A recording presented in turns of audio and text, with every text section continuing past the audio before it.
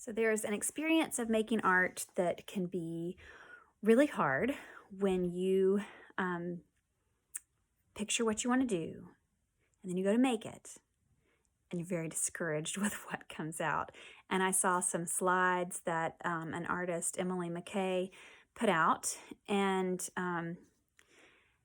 a friend, Andrea Naylor, shared with me, and I wanted to show you what they say because I feel like she did a great job explaining why this happens and how this happens. So here you can see a graph with ability here, and over time how that changes. So over time, your eye skill, your hand skill starts getting used to the feeling of drawing, the using your materials, translating what you see onto paper, and it grows, and you feel like you're doing a good job. And then your eye skill, the pink line, how you can see, how you perceive things more clearly, starts to grow. And then you can see things with more clarity than what you can make with your hands. And when the pink part comes above the blue part, you feel like, oh my word, this art I'm making is not up to standard, is not matching what I see, and I'm so frustrated and I'm miserable with what I'm making and it's terrible. Why did I ever even try?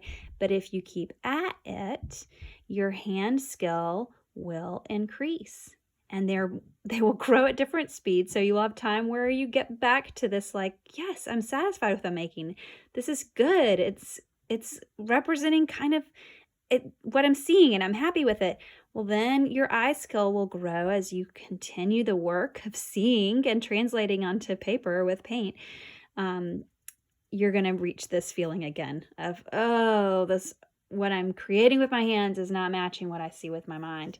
You can, so as she said, when your eye skill peaks, you perceive yourself as lacking skill because your brain has improved its ability to see art. When your hand skill peaks, you perceive yourself as skillful because your ability to create has caught up to your brain's ability to see art. They improve at different rates and push each other to grow. So you have to have both. You have to experience both ends of this. Keep at it. Persistence. Eye skill peaks and pushes your hand skill to improve, and vice versa. Your art isn't getting bad, your eye is just getting better. There is a third element not mentioned in this, kind of more simple explanation that in my experience has been a big part of my growth as an artist, and that is the heart. You have your eyes, your mind, your perception, your hands, but there's an emotional component and a kind of a mental part too, where I have found that as I can tune out the kind of negative voices that say, that doesn't look right, that doesn't look just like the flower looks, you're not doing a good job, as I can tune that out and zoom in to looking at what I'm painting, what I'm drawing, and what's inspiring my art, and have my heart filled with love for that, and let that be the voice I'm listening to. Let that be the feeling that's motivating what I'm making. It might be hard to believe, but that translates through the finished product.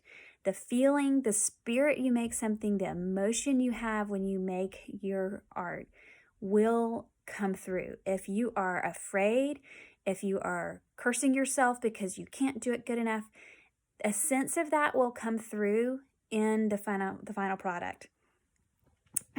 When you can learn to say, I'm not worried about what this looks like, I'm wanting to just love this thing and swim in this beauty.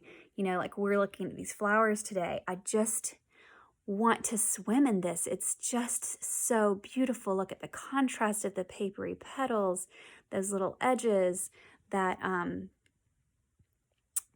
little twinkly, feathery, yellow, pollen-covered fingers, the little red dots in the middle, almost like eggs inside of a bird's nest. When you just are filling your heart with love for that item that you're representing or seeking to translate, however, onto paper or canvas, that love and that emotion will come through. It will get communicated as well as just the simple shapes and colors. I want to show you some pieces of art that I made last year when I was looking at the same flower, that same coral peony in its final days as it gets so faded and open and its petals are starting to fall off. I just wanted to love it. And I didn't care what the final product looked like. And that was a really big mental shift for me, to be willing to let go of the end product and just love the process and just enjoy the little details and let them come on the paper in a disjointed kind of way. And this is what I came up with, and I feel like it captures what I felt when I looked at that peony. And when I freed myself from the need to represent them, the whole thing as a photograph would, when I just let myself dive in to the essence of that flower and love it with movement of brush and color, I feel like that came through. And so anyway, we're going to play around with that today. I'm going to show some images of peonies that I've taken, some pictures, some photographs, and you can pause the screen when you get to one that you love the most, that speaks to your heart, makes it skip a beat.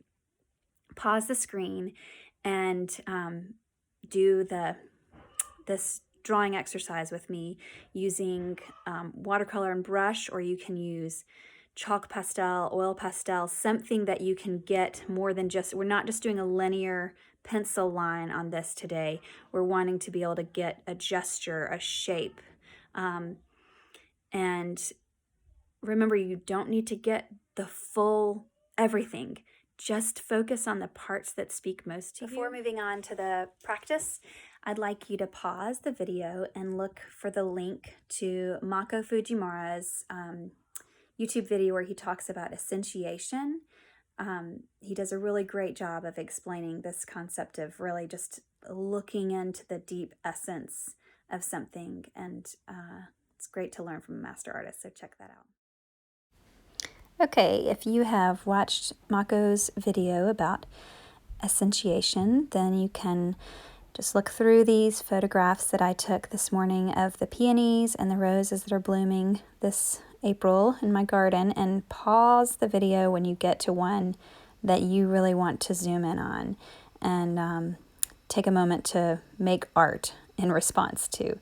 So just go back and forward, look through them, and then click pause, hold the screen, and gather any supplies such as paintbrushes, watercolors, chalk pastels, oil pastels, colored pencils, gel pens, and let's get started.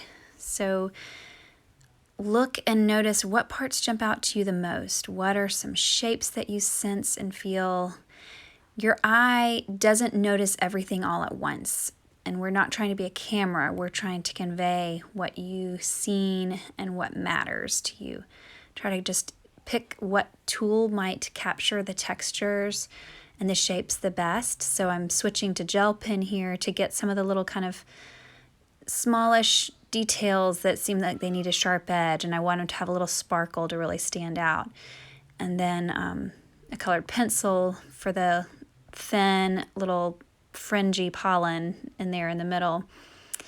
And then got some green sparkly to get that little fuzzy edge. And then I'm switching over to get some watercolor to get some swaths of color, and having a little trouble getting the right tone of pink, but it's okay. Just kind of keep moving and do the best you can. And the overall effect, you have something called optical blending. One color shade might not be the perfect color for something, but your eye, when you look at the whole complete finished product, will blend the various shades and different mediums that are layered in together. Your eye kind of blends it together. So if you have a yellow and a red or a pink next to each other, your eye will kind of create an orange. So that's okay to have some colors not be exactly right. Just keep moving.